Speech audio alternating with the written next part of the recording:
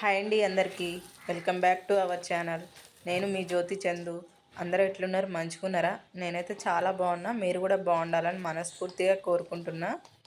ఈరోజు వీడియోలో ఏంటంటే మనకి నోటికి పుల్ల పుల్లగా ఏదైనా తినాలి అనిపించినప్పుడు కానీ, ఇంట్లో చిన్న పండగలకైనా పెద్ద పండగలకైనా మనకు మెయిన్గా ప్రసాదంలాగా గుర్తొచ్చేది పులిహోర ఒక్కటే కదా మెయిన్. సో నేనైతే చింతపండుతోని పులిహోర ఏ విధంగా ప్రిపేర్ చేయాలో చూపిస్తున్నా. ఈ చింతపండు పులిహోర ప్రిపేర్ చేసుకోవడానికి ముందుగా ఒక 200 గ్రాముల వరకు చింతపండు తీసుకోవాలి.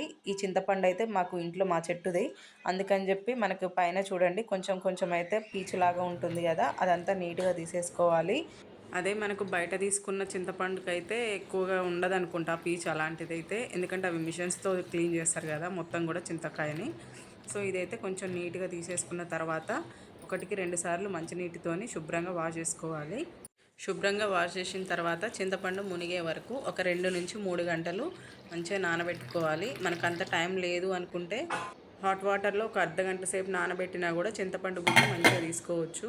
నేనైతే నార్మల్ వాటర్లోనే ఒక 2 గంటలు నానిన తర్వాత చింతపండుని గట్టిగా పిండి దాంట్లో ఉన్న రసాన్ని తీసుకోవాలి. ఇక్కడ మనకు చూపిస్తున్న ఈ వేస్టేజ్ చింతపండు అయితే ఇంకా మనకు అది అవసరం లేదు. గట్టిగా పిండిన తర్వాత దాంట్లో అయితే ఇంకేమీ ఉండదు.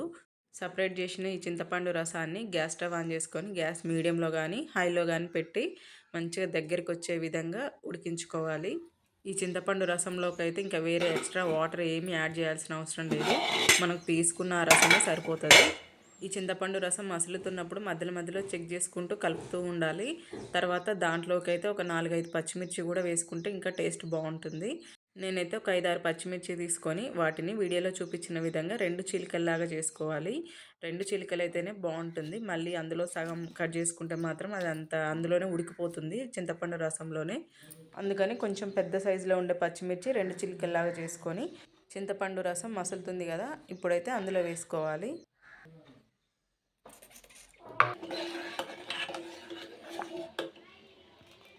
చింతపండు రసం అయితే కొంచెం మసులుతుంది కదా, ఈ టైంలో ఒక స్పూన్ మిరియాలు, అదేవిధంగా 2 ముక్కల్లాగా చేసుకున్న పచ్చిమిర్చి ఉన్నాయి కదా అవి కూడా వేసుకొని మొత్తం మళ్ళీ ఒకసారి కలుపుకొని గ్యాస్ మంట మీడియంలో కానీ సిమ్లో కానీ పెట్టి మంచిగా ఉడికించాలి. అదేవిధంగా ఒక టీ స్పూన్ పసుపు, కొంచెం సాల్ట్ కూడా వేసుకొని మళ్ళీ ఒకసారి కలిపి మూత పెట్టుకోవచ్చు, లేదంటే తీసేసుకొని కూడా ఉడికించుకోవచ్చు. మొత్తం కూడా ఇదంతా మనకు చిక్కగా అయ్యే విధంగా ఉడికించాలి. చూడండి మనకైతే ఒక పావు గంట తర్వాత గ్యాస్ మీడియంలో పెట్టుకుంటే ఈ విధంగా చిక్కగా అవుతుంది. ఇప్పుడైతే మనకి చింతపండు రసం అయితే మంచిగా రెడీ అయింది. ఈ చింతపండు రసం అయితే చిక్కబడడానికి కనీసం పావు గంట నుంచి 20 నిమిషాల వరకు అయితే టైం పడుతుంది. రెడీ అయిన ఈ చింతపండు గుజ్జునైతే గ్యాస్ ఆఫ్ చేసుకొని పక్కన పెట్టేసి చల్లారనివ్వాలి. ఆ లోపు అయితే పులిహోర ప్రిపేర్ చేసుకోవడానికి అన్నం ఉంటుంది కదా, అన్నం కూడా చల్లారనివ్వాలి. నేనైతే 4గురికి సరిపోయే పులిహోర ప్రిపేర్ చేసుకుంటున్నా. పులిహోర ప్రిపేర్ చేసుకోవడానికి అన్నం అయితే ఎక్కడ కూడా గడ్డలు గడ్డలుగా లేకుండా పొడి పొడిగా ఉండే విధంగా చూసుకోవాలి. అన్నం మొత్తం కూడా మంచిగా చల్లారిన తర్వాత ఆలోపైతే మనం ప్రిపేర్ చేసుకునే చింతపండు గుజ్జు కూడా పూర్తిగా చల్లారింది. ఇప్పుడు ఈ చింతపండు గుజ్జుని కొంచెం కొంచెం అన్నంలో వేసుకుంటూ అన్నానికి మొత్తం కూడా పట్టించాలి. మనం ఎంత పులుపు తినగలుగుతామో మనకు ఎంత సరిపోతుందో అంత కొంచెం కొంచెం యాడ్ చేసుకుంటూ మనం అన్నానికి మొత్తం కూడా ఈ చింతపండు గుజ్జుని పట్టించుకోవాలి. చింతపండు గుజ్జు అన్నంకి కలిపేటప్పుడు మరీ గట్టిగా ప్రెస్ చేసి కలపొద్దు.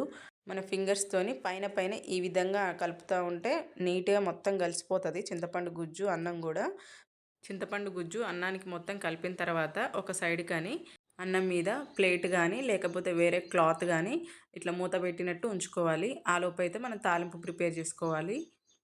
ఎప్పుడైనా మనం నిమ్మకాయ పులిహోర కానీ చింతపండు పులిహోర కానీ ప్రిపేర్ చేసుకునేటప్పుడు అన్నం ఉడికించేటప్పుడు 1 టేబుల్ స్పూన్ ఆయిల్ వేసుకుంటే అన్నం మనకు ముద్దలాగా కాకుండా పొడి పొడిగా మంచిగా వస్తుంది.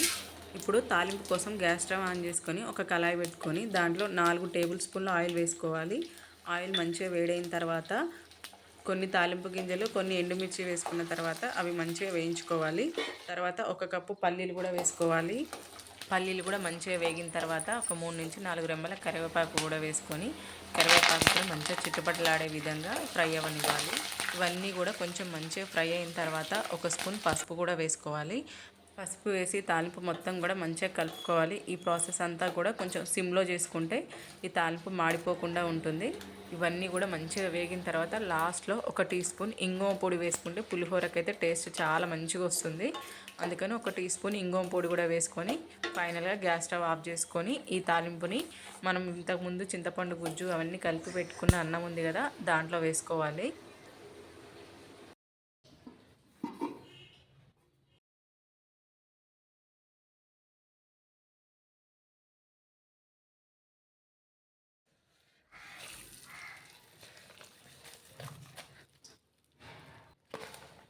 ఈ తాలింపు మొత్తం కూడా ఈ రైస్లో వేసుకున్న తర్వాత కొంచెం చల్లారింది అనుకున్న తర్వాతనే చేయితో కలుపుకోవాలి. లేకపోతే తాలింపు బాగా వేడిగా ఉంది కాబట్టి కొంచెం చెయ్యి కాలే ఛాన్స్ ఉంటుంది. అందుకని ఫస్ట్ గరిటె తీసుకొని మొత్తం కలిపిన తర్వాత చల్లారింది అనుకున్న తర్వాతే మనకు చేయితో కలుపుకుంటే మంచిది. ఈ తాలింపు అన్నంకి కలిపేటప్పుడు కొంచెం ఉప్పు కూడా చెక్ చేసుకుంటే నాకైతే కొంచెం ఉప్పు సరిపోలేదనిపించి కొంచెం ఉప్పు కూడా కలుపుకొని మళ్ళీ ఒకసారి మొత్తం కూడా కలుపుకుంటున్నా. దేవుడికి ప్రసాదంలాగా ప్రిపేర్ చేసుకుంటే మాత్రం ఉప్పు అయితే చెక్ చేయకూడదు. ముందే దేవుడికి మొత్తం కలిపిన తర్వాత కొంచెం తీసిన తర్వాత మిగతాది చెక్ చేసుకొని ఉప్పు కలుపుకోవచ్చు. నేను ఇంట్లో తినడానికి ప్రిపేర్ చేసుకుంటున్నా కాబట్టి నేను ఉప్పు చెక్ చేసుకొని నేనైతే కొంచెం ఉప్పు కలుపుకున్నా.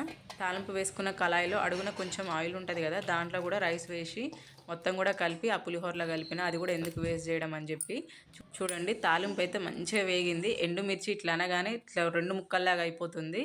మనకు స్పైసీగా పులిహోరలో ఇట్లా పచ్చిమిర్చి ఎండుమిర్చి ఉంటే టేస్ట్ అయితే అద్దరిపోద్ది. కారం కారంగా చాలా బాగుంటుంది. పులిహోర మొత్తం కలిపిన తర్వాత ఒక సైడ్ కానీ ఈ విధంగా పైన పైన ప్రెస్ చేసినట్టు అని మరి గట్టిగా ప్రెస్ చేయొద్దు. పైన పైన అన్న తర్వాత క్లాత్తో కానీ ప్లేట్తో కానీ మూత పెట్టేసుకొని తినడమే. ఇంకా మనం ప్రిపేర్ చేసిన చింతపండు గుజ్జు పులిహోరలో కలపంగా కొంచెం మిగులుతుంది కదా దాన్ని అయితే ఒక డబ్బాలో కానీ బాక్స్లో కానీ మొత్తం కూడా నీట్గా తీసేసుకొని దాంట్లో స్టోర్ చేసుకోవచ్చు. చింతపండు గుజ్జు ఎన్ని రోజులైనా కూడా స్టోర్ చేసుకోవచ్చు. ఫ్రిడ్జ్లో అయినా బయట అయినా పెట్టినా కూడా కొంచెం కూడా ఖరాబ్ కాదు. మనం ప్రిపేర్ చేసుకున్న తాలింపు ఉంది కదా అదైతే డైరెక్ట్ ఈ చింతపండు గుజ్జులో కూడా కలుపుకొని రైస్కి డైరెక్ట్ పట్టించుకోవచ్చు. కాకపోతే కొంచెం మిగిలితే అవి ఎక్కువ రోజులు ఉంటే పల్లీలు ఇవన్నీ కూడా మెత్తబడిపోయి ఖరాబ్ అయినట్టు ఉంటుందని చెప్పి నేనైతే సపరేట్గా తాలింపు వేసుకొని రైస్కి పట్టించిన. సో మీకు ఈ వీడియో నచ్చితే తప్పకుండా లైక్ చేయండి, షేర్ చేయండి, సబ్స్క్రైబ్ చేయండి, నా ఛానల్ని సపోర్ట్ చేయండి. Thank you.